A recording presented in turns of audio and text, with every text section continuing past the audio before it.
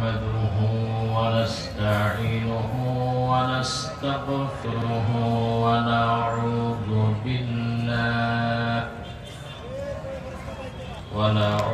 بالله من شرور أنفسنا ومن سيئات أعمالنا من يهده الله فلا مضل له ومن يضلله فلا هادي له ونشهد أن لا إله إلا الله وحده لا شريك له ونشهد أن سيدنا وحبيبنا ومولانا محمدا عبد الله ورسوله صلى الله عليه وعلى آله وصحبه وسلم الذي أكبر الله به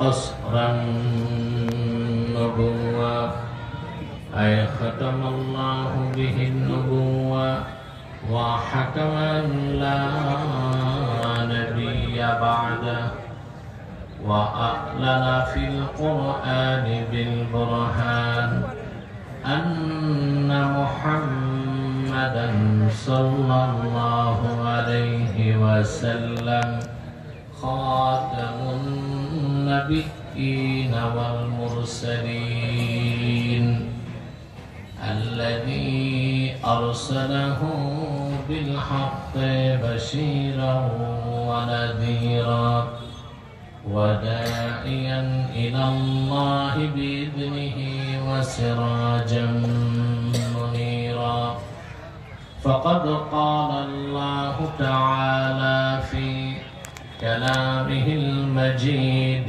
والفرقان الحميد أعوذ بالله من الشيطان الرجيم بسم الله الرحمن الرحيم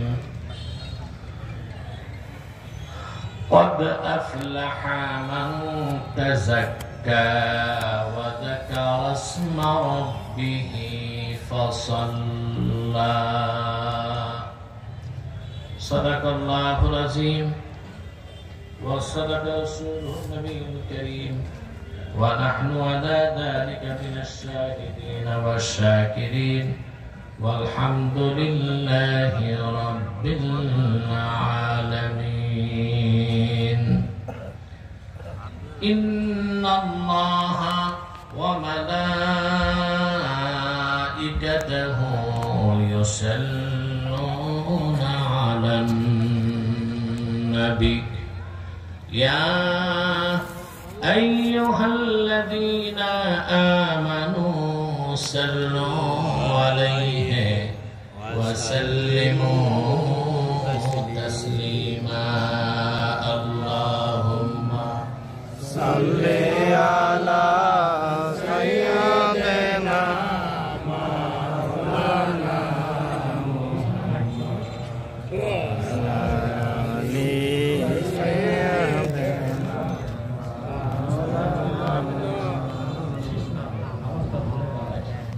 কে ভাই আপনাদের রোজায় না গলার ভলিউম কমছে মনের পাওয়ার তো বাড়ছে তো দরুদ শরীফ পড়তে এত কৃপণতা কেন ওনারা যারা দাঁড়ায় আছে আমি জানি না ওনারা খান বাহাদুর আসাদুল্লাহ নাতিপুতি কিনা আল্লাহই ভালো জানেন কিছু জায়গা আছে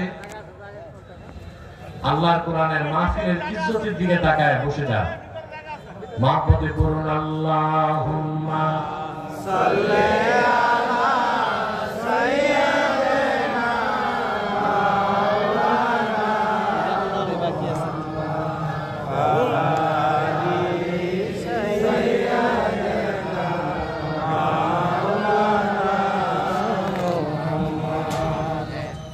لكل نبي في الأنام فزيلة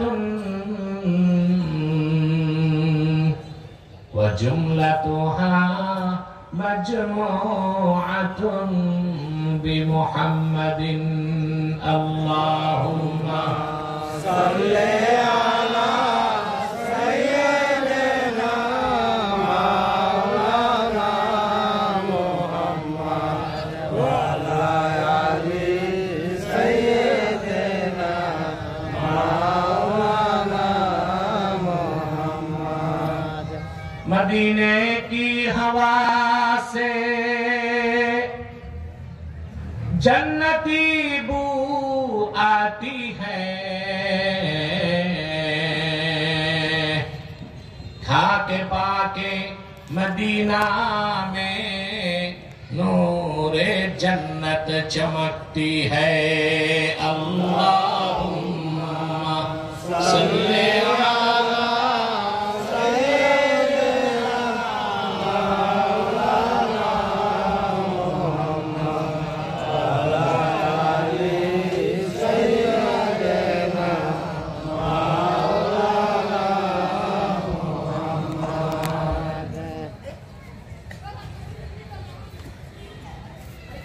मुहम्मदुन रसूलुल्लाह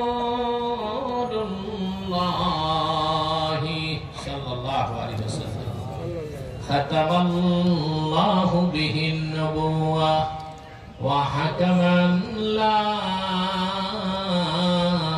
नबिय्य बअदहु बलगल उला बिकमालिही कजबत रजा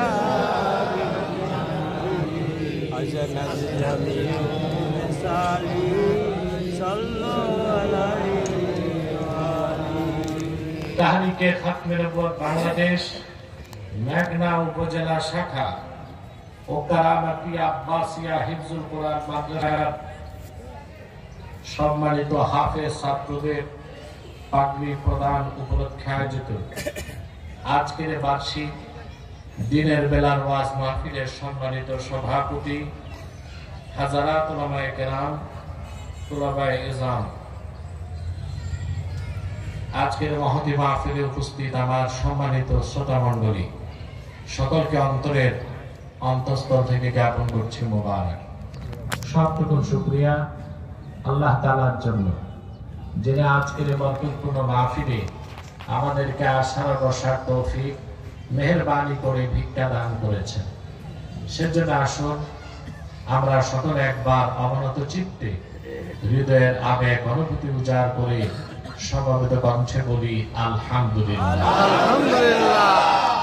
অগণিত অসংখ্য দরুদ ও সালাম আল্লাহর সৃষ্টির প্রধান আকর্ষণ, বিশ্ব সভার সভাপতি, সকল নবী রাসূলগণের মাথার তাজ, শামসুল হিদায়াত, বদরুদ্দুজা, সাইয়্যিদুস সাকালাইন, ইমামুল মুরসালিন, খাতামুন নবিয়্যিন ওয়াল মুরসালিন, আফতাবে নবুওয়াত, শাহনশাহে রিসালাত, সরকারে দো জাহাঁ, সুলতানুল মদিনা, নবিয়ুল আম্বিয়া, হুজুরে আকরাম, নূরে মুজাসসাম, নূরুন আলা নূর, সৈয়দিনা হাবিবিনা শফিঈনা মাওলানা মুহাম্মদ সাল্লাল্লাহু আলাইহি ওয়াসাল্লামের উপর আল্লাহ তাবারাকা ওয়া তাআলা যাকে আজ থেকে প্রায় ১৫০০ বছর আগে প্রেরণ করেছেন, সর্বশ্রেষ্ঠ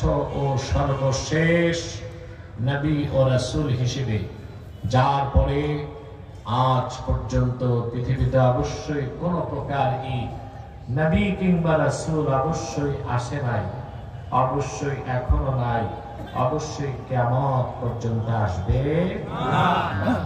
সম্মানিত সুধী, মাইকটা কি বন্ধ নাকি বলেন? পিছনে ইকো হবে না, একদম ইকো বন্ধ, কোন সাউন্ড সিস্টেম থাকবে না, মাইক থাকবে শুধু। সেটআপ চেঞ্জ করো। ইগো রিভাব দিলে এগুলো থাকবে না, আমার মাইক দরকার। আমি তো গায়ক না, গায়কদের এগুলো লাগে। আওয়াজটা পরিষ্কার করো, স্পিকার চলবে, আওয়াজটা পরিষ্কার, এই তো ঠিক। এখন বলেন ভাই, আমি এসে যদি মাইকম্যানের কাজ করি তো ওয়াজ করবে কি?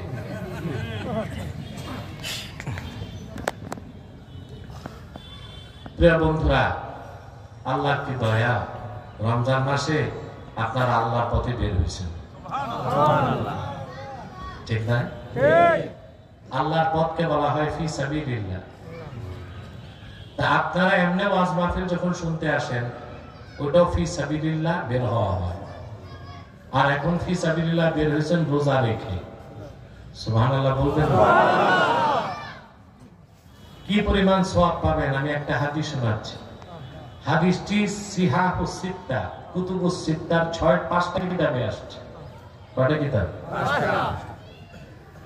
আল্লাহর হাবিব ইরশাদ করেছেন, মান সামা ইয়াওমান ফি সাবিলিল্লাহি ঈমানান ওয়া ইহতিসাবা বা'আদাল্লাহু ওয়াজহাহু আনিন নারি 70 খরিফা। যে ব্যক্তি আল্লাহর পথে বের হয়ে একদিন রোজা রাখবে, আল্লাহ তার চেহারাকে জাহান্নামের আগুন থেকে 70 বছর দূরে সরায় দিবে। আমরা ফি সাবিলিল্লাহ বের হইছি রোজা রেখে না, আমরা এই সওয়াবটা পাবো? যারা দাঁড়ায় আছে ওরা কি পুরো এই সওয়াবটা পাবে?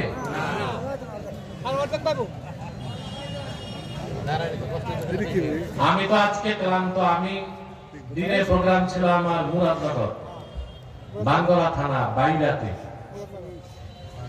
ওখানে দীর্ঘ সময় আলোচনা করতে হয়েছে।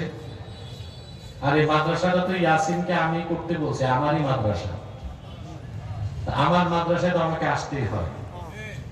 তা আমি এখানে নেমে গেলাম, ইফতারের পর গাড়িতে যাব, অথচ এখন আমার গাড়িতে চলা টোটাল নিষেধ। বাংলাদেশে আমার শত্রু সংখ্যা বহুগুণ বেড়ে গেছে, দেশি শত্রু বিদেশি শত্রু, দেশি শত্রু বিদেশি শত্রু অনেক বেড়ে গেছে। আমাকে গতকাল বাংলাদেশের একটি পুরাতন বহুল প্রচারিত ঐতিহ্যবাহী পত্রিকার সম্পাদক টেলিফোন করছেন রাতে, কুশল বিনিময় করে মোবারক জ্ঞাপন করে বললেন, আপনার বয়স কম, এই জাতির কল্যাণে আপনাকে আরো কিছুদিন বেঁচে থাকতে হবে, আপনি সতর্ক থাকুন। আমি বুঝতে পেরেছি কুশল বিনিময়ের অজুহাতে তিনি আমাকে সতর্ক করলেন, ঠিক না? আমি দাওয়াতটা নিয়ে ফেলেছি, আমি ইফতারের পর বিদায় নেব ইনশাআল্লাহ, আর আপনাদেরকে ইফতারের আগে বিদায় দেব, ঠিক আছে না? এই যে বসেছেন, আল্লাহর কোরআনের থেকে কিছু কথা শুনবেন। মুনাজাতটা যে কবুল হবে সন্দেহ আছে? আমরা ইনশাআল্লাহ একটু পর মুনাজাত করে রোজা মুখে গুনাহ মাফ করে নিষ্পাপ হয়ে আল্লাহর ওলি হয়ে বাড়ি যেতে চাই সবাই ইনশাআল্লাহ। শয়তান ওয়াসওয়াসা দিতে পারবে না তো? যে ভাইরা দাঁড়িয়ে আছেন তাদের লক্ষ্য করে বলছি, আমাদের মাহফিলে তো হিন্দুরা আসে, অমুসলিমরাও আসে, তারা বসতে লজ্জা পায়, আমরা বসতে বলি না, মনে করি যেমনে আছে অমনে থাক। ওই রকম অমুসলিম বা হিন্দু ছাড়া মুসলমান যারা আছেন আল্লাহর হস্তে বসেন। আর কি কিছু করার নাই।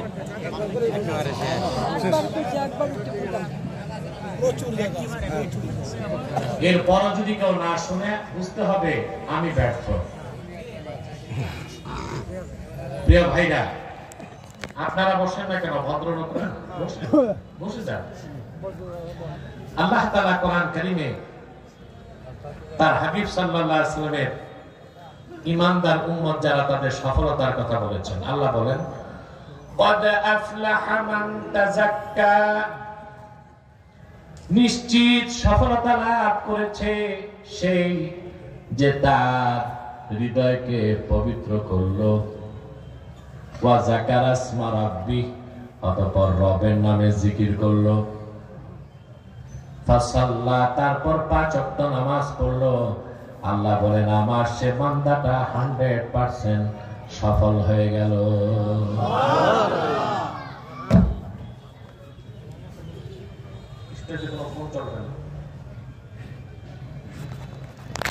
সফলতার জন্য প্রথম কাজ হচ্ছে হৃদয় পবিত্র করা। যার কলবে শিরক কুফর বদ আকীদা থাকবে, সারাদিন জিকির করলে কি লাভ হবে? হবে না না। এজন্য নামাজ, রোজা, জিকির, ফিকির সবকিছুর আগে ঈমান আর সহি আকীদা। ঠিক না ভাই? قد أفلح من تزكى أي طهر قلبه من الشرك والكفر والدنس। তিনটা জিনিস থেকে হৃদয়কে পবিত্র করতে হবে, শিরক থেকে, কুফর থেকে। প্রত্যেকটা শিরকই কুফর, কিন্তু প্রত্যেকটা কুফর শিরক না। শিরক কুফর থেকে হৃদয় পবিত্র করতে হবে। আর দানাস হচ্ছে অন্তরের ব্যাধি, হাসাদ, নামিমা, ওজব, হেট, কিবির, হিংসা, আক্রোশ, বিদ্বেষ, পরশ্রী কাতরতা। এগুলো আমাদের বেশি না বাঙালি? এগুলো দানাস। এগুলো কি? শিরক কুফর থেকে হৃদয়কে পবিত্র করলে আপনার কলবটা জিন্দা কলব। তবে যদি ওই যে 10টা খারাপ জিনিস থেকে অন্তরকে পবিত্র না করেন, আপনার কলবটা জিন্দা তবে অসুস্থ। কলব হচ্ছে 4 প্রকার। কয় প্রকার? আমি একটু পরে কিন্তু প্রশ্ন করবো আপনার কোন প্রকার, কারণ আপনার কলব যে কোন প্রকার আপনি নিজে টের পাইছেন। বলবো? প্রথম হচ্ছে কলবুন আজরাত, ঈমানে ভরপুর পবিত্র হৃদয়, যে হৃদয় থেকে সব সময় নূর বের হয়। আরে মহিলাদের মতো না, পুরুষের কণ্ঠে বলেন।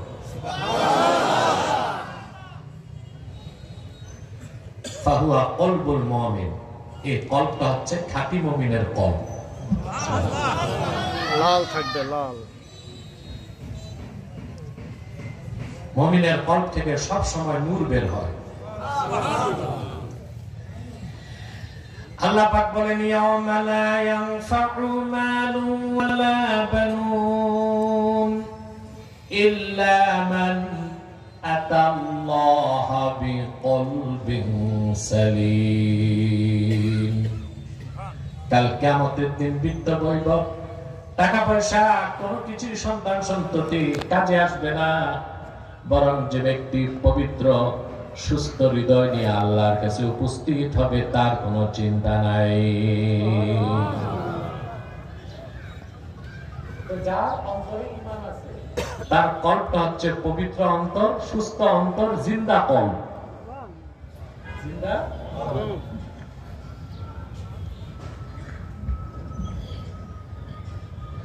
আরেকটা হচ্ছে কলবুন মারবুতুন বিল গিলাফ ফাহুয়া কলবুল কাফির। আরেক প্রকার অন্তর যা অন্ধকারে ভরপুর, যে অন্তরের ভিতরে শিরক বা কুফর থাকে, আর তার অন্তরটা পর্দা দিয়ে ঢাকা থাকে, হেদায়েতের নূর কোনোদিন ঢুকে না। এই অন্তরটা হচ্ছে কাফেরের কলব। এই অন্তরটা কালো, অন্ধকারাচ্ছন্ন, পর্দা দিয়ে ঢাকা এবং মুর্দা অন্তর।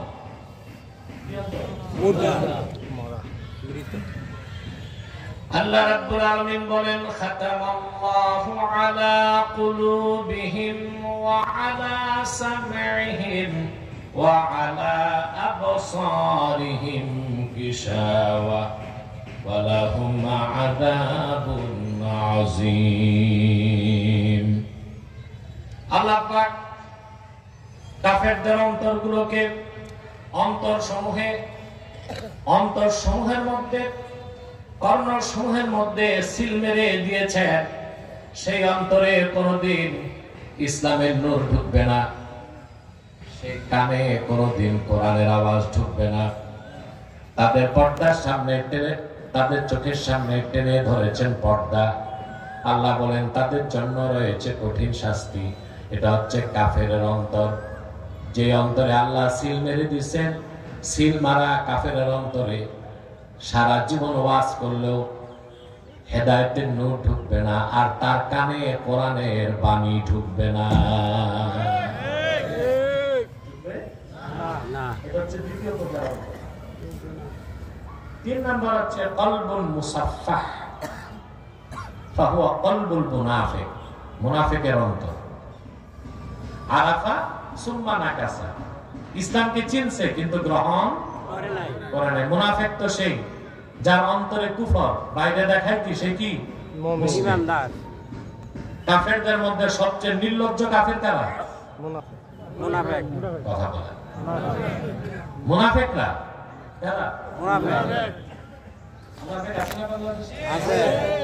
দেখায় মুসলিম কিন্তু ভিতরে কুফর। নামগুলো সুন্দর, সলিমুল্লাহ, কলিমুল্লাহ। আসলে তো এগুলো সলিমুল্লাহ কলিমুল্লাহ নাম চলে না তাদের ক্ষেত্রে। লানতুল্লাহ,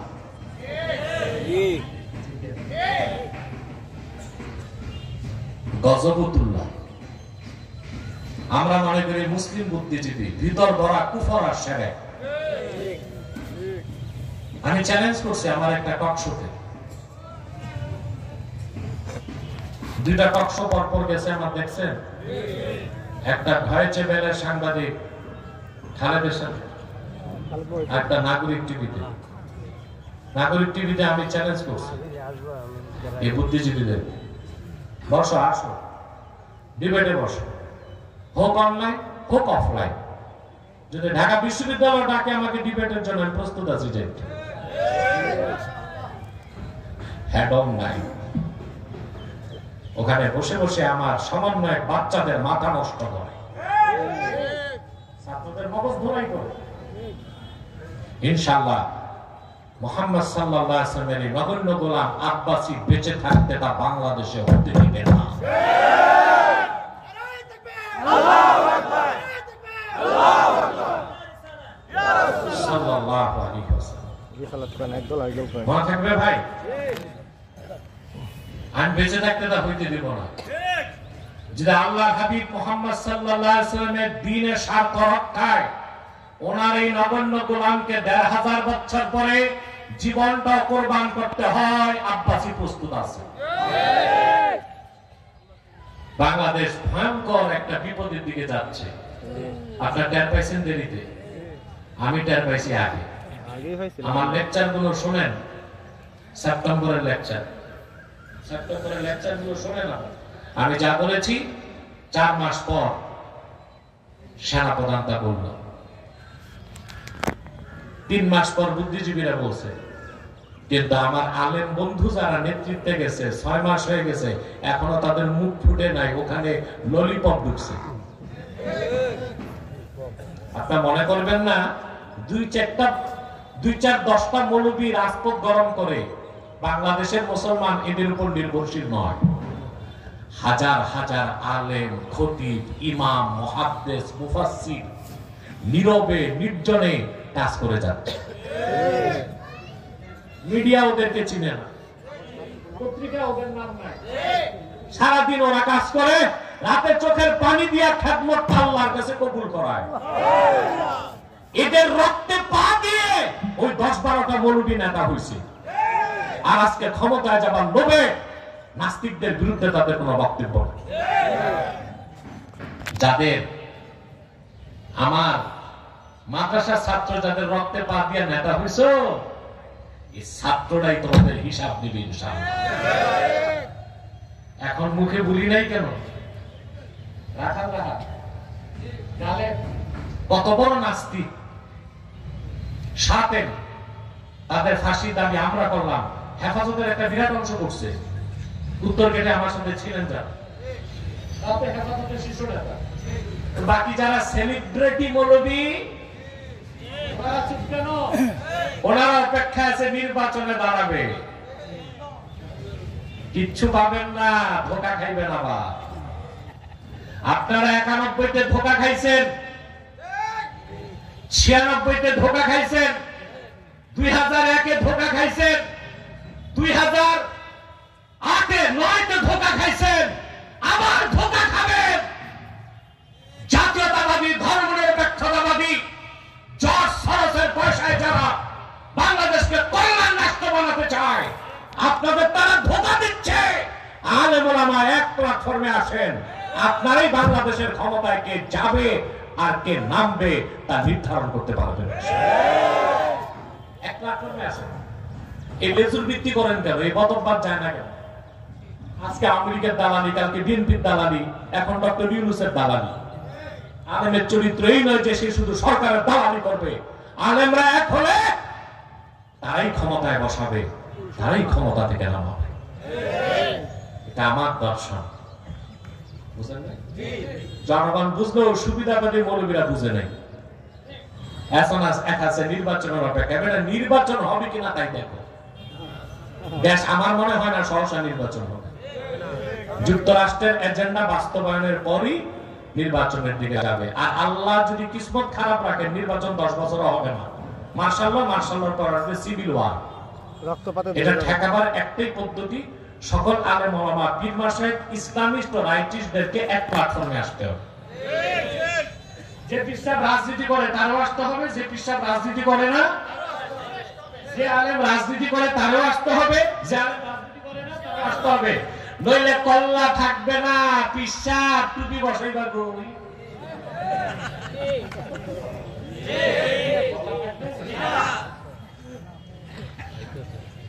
ভাইরা রাগ করেন না, যে কথা বলছিলাম, আমার দেশে এখন সবচেয়ে বড় সমস্যা মুনাফিক। তো মুনাফিকের অন্তর হচ্ছে তৃতীয় প্রকার, কলবুন মানকুস। 4 নাম্বার অন্তর হচ্ছে কলবুন মুসাফফাহ। এটা হচ্ছে ফাফিহে ঈমানু ওয়া নিফাক। এরকম অন্তরে ঈমানও থাকে, কিছুটা নেফাকের রোগও থাকে। তার মানে এই অন্তরটা হচ্ছে ওই মুসলমানের যার অন্তরে ঈমান আছে, নেক কাজ ভালো লাগে, আবার কিছু মুনাফিকের রোগ আছে, তার মানে সুস্থ হৃদয়। এই লোকটার কাছে ওয়াজও ভালো লাগে, আবার ডিজে পার্টিও ভালো লাগে, পীরের মাহফিলও ভালো লাগে, আবার বাউল গানে ফাউলদের গান শুনতেও ভালো লাগে। ওয়াজও ভালো লাগে, ডিজে পার্টিও ভালো লাগে, আবার ইসলামের মাহফিলও যাইতে ভালো লাগে, আবার বাউলদের ফাউল কথা শুনতে। এই অন্তরটা হচ্ছে কলবুন মুসাফফাহ। তাফিহে ঈমান ওয়া নিফাক। এই অন্তরে ঈমানও আছে, নিফাকও আছে। অন্তর কয় প্রকার? 4 প্রকার। এখন প্রশ্ন আসতেছে, আবার একটু বুঝাই নেই। 4 প্রকার। অন্তর 4 প্রকার। মুমিনের অন্তর ঈমানে ভরপুর আলোকিত অন্তর, ওখান থেকে শুধুই নূর বের হয়, ঈমানের নূর। দ্বিতীয় প্রকার অন্তর কাফেরের, তৃতীয় প্রকার মুনাফিকের, দুটোটাই অন্ধকারাচ্ছন্ন মুর্দা অন্তর। চতুর্থ প্রকার হচ্ছে ওইসব মুমিনদের অন্তর যারা মুমিন কিন্তু কাফের না, তবে ফাসিক। অন্তরে ঈমান আছে, আবার একটু মুনাফিকের রোগও আছে, নামাজও ভালো লাগে, আবার গান শুনতেও ভালো লাগে, ওয়াজও ভালো লাগে, আবার ল্যাংটার মেলায় যাইতে মন চায়। এগুলো মেঘনাতে অনেক বেশি।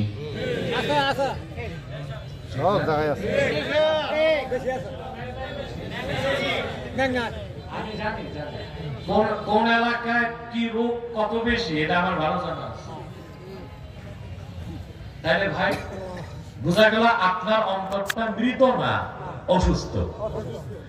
তাইলে যেটা মৃত অন্তর, কাফেরের অন্তর, মুনাফিকের অন্তর, ওটা ট্রিটমেন্টে কাজ হবে না। আর যেটা জিন্দা অন্তর কিন্তু অসুস্থ, এটাই তো ট্রিটমেন্ট লাগবে। এখন আমাদের বাংলাদেশি মুসলমানদের অন্তর কোন প্রকার অন্তর বেশি মানুষের? 4 নাম্বার। ফামাসালুল ঈমানি ফিহি কামাসালিল বাকালাতি ইয়ামুদ্দুহাল মাউত তাইয়্যিব। এই রকম মুমিন মুসলমানের অন্তরে ঈমানটা হচ্ছে সবুজ শাকসবজির মতো, পবিত্র পানি পেলেই তা বড় হয়। ওয়ামাসালুন নিফাকি ফিহি কামাসালিল কুরহাতি ইয়ামুদ্দুহাল কাইহু। আর এই অন্তরে যে মুনাফিকের রোগ আছে সেটা হচ্ছে ক্ষত স্থানের মতো, দূষিত রক্ত লাগলেই পুজ বের হইতে থাকে। এই রকম অন্তরের ধারক মুসলমান যদি অন্তরের রোগ দূর করতে পারে, আল্লাহ তাকে তার অন্তরটা সুস্থ পবিত্র করে মুমিনের খাতায় তার নাম উঠায় দিবেন। আর যদি সে অন্তরের রোগ দূর করতে না পারে, অন্তর অপবিত্র হতে হতে এক সময় সে মুনাফিকদের কাতারে শামিল হয়ে যাবে। তাহলে আল্লাহ বলেন সফল সে যায় তার হৃদয়কে পবিত্র করে। পবিত্র অর্থ হচ্ছে শিরক কুফর ছাড়তে হবে, তারপরে হৃদয়ের যে রোগ তা দূর করতে হবে। ওই মিয়া সাহেব, আমাকে স্টেজে রেখে কই পালাও তোমরা? আর মুনাজাত করে বিদায় দিব, এর আগে একটা লোক উঠবেন না। আজকের মুনাজাতটা কবুল হবে ইনশাআল্লাহ। যা দাঁড়িয়ে আছেন পিছে যেয়ে বসেন। আপনাদেরকে বসাবার মতো আর কোনো শব্দ খুঁজে আমি পেলাম না। আল্লাহর রাস্তায় বসে যান, সামনে যে ফাঁকা জায়গাটা পূরণ করে। কোরআনের মাহফিলের পরিবেশ যত সুন্দর করবেন আপনার কবর তত সুন্দর হবে ভাই, বুঝেন না কেন? যান পিছনে যেয়ে বসেন, একসাথে আমরা মুনাজাত করব। কথা শুনতেছেন? এবার আসেন হৃদয় পবিত্র করার জন্য, রোগ দূর করতে ঔষধ হচ্ছে 5টা। আমি ওষুধের কথা বলছি, এখন ওষুধের কথা। ইব্রাহিম খাওয়াস রাহমাতুল্লাহ বলেছেন দাওয়াউল কলবে খামসা, অসুস্থ হৃদয়কে ট্রিটমেন্ট করে সুস্থ করার ঔষধ মাত্র 5টা। বলবো?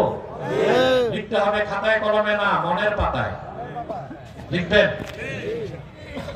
তিলাওয়াতুল কুরআনি বিতাদাব্বুর, চিন্তা ভাবনা করে আল্লাহর কোরআন তেলাওয়াত করা, এটা অন্তরকে সুস্থ করার প্রথম ঔষধ। 2 নাম্বার হচ্ছে খালাউল বাতান, পেটকে খালি রাখা। রমজান আল্লাহ দিছে নিতে এই জন্য ক্ষুধার যন্ত্রণা, ক্ষুধার কষাঘাতে নফসে পিটাইয়া আপনি ভালো মানুষ হবেন। তো বাঙালি রমজান মাসে বেশি খায়, এজন্য দ্রব্যমূল্যের দাম বাড়ে। বেগুন হয়েছে আগুন, কারণ বেগুনি ছাড়া ইফতার রমজানে বলে হিসাব হতো না। শুনতেছেন ভাই? প্রথম ওষুধ কি? কোরআন তেলাওয়াত করা। পড়তে না পারলে কোরআন তেলাওয়াত শোনা, যেটা খতম তারাবি পড়লে এই ওষুধটা আপনারা 1 মাস পান। সুবহানাল্লাহ, সুবহানাল্লাহ। 2 নাম্বার হচ্ছে খালাউল বাতান, পেটকে খালি রাখা। 3 নাম্বার হচ্ছে ওয়া কিয়ামুন ফিল লাইল, রাতের বেলা তাহাজ্জুদ পড়া। সুবহানাল্লাহ, সুবহানাল্লাহ। রমজান মাসে তাহাজ্জুদ ছাড়বেন না, সেহরি খেতে উঠবেন না। সেহরি খেতে উঠার মানে তাহাজ্জুদটা ফাইনাল। সুবহানাল্লাহ। বুখারী শরীফের হাদিস, আল্লাহর হাবিব সাল্লাল্লাহু আলাইহি ওয়াসাল্লাম ইরশাদ করেছেন তাসাহহারু ফা ইন্না ফি সুহুরিকুম বারাকাহ। সুবহানাল্লাহ, সুবহানাল্লাহ। তাসাহহারু, সেহরি করো, কি করো? সেহরি করো। ইন্না ফি সুহুরিকুম বারাকাহ, তোমাদের সেহরি করার মধ্যে বরকত আছে। এই বরকতটা আমলে হয়। যে সেহরি করতে উঠে ওযু করে সে আগে 4 রাকাত তাহাজ্জুদ পড়ে, নামাজ বাকিতে চলে যায়, মসজিদে কোরআন তেলাওয়াত করে ফজরের আগে। জি, সুবহানাল্লাহ। তা 3টা কাজে রোজায় পাইলাম, কোরআন তেলাওয়াত, পেট খালি রাখা, আর শেষ সাথে তাহাজ্জুদ পড়া। কয়টা ওষুধ? 3টা। পাইলেন কয়টা? 3টা। ওষুধ কয়টা? 5টা। 4 নাম্বার হচ্ছে ওয়াতাদাররু ইনদাস সাহার, শেষ রাতে আমার আল্লাহর কাছে আত্মসমর্পণ করে রোনা জারি করা। বিনয়ের সাথে বলা, আল্লাহ যা আমল করলাম কবুল করে নাও, মাফ করে দাও। মনে রাখবেন যার আমল যত মজবুত সে তত বেশি ক্ষমা চায়। আল্লাহ পাক বলেন আল্লাযীনা ইয়াকুলুনা রাব্বানা ইন্নানা আমান্না ফাগফির লানা যুনুবানা ওয়া কিনা আযাবান নার। খাঁটি মুমিন যারা, তারা বলে আল্লাহ আমরা ঈমান এনেছি তোমার উপর, আল্লাহ আমাদের জীবনের সব গুনাহ তুমি মাফ করে দাও, জাহান্নামের আগুন থেকে আমাদেরকে বাঁচাও। এই মানুষগুলোর চরিত্র কি? আস-সাবিরিনা ওয়াস-সাদিকিনা ওয়াল-কানিতিনা ওয়াল-মুনফিকিনা ওয়াল-মুস্তাগফিরিনা বিল আসহার।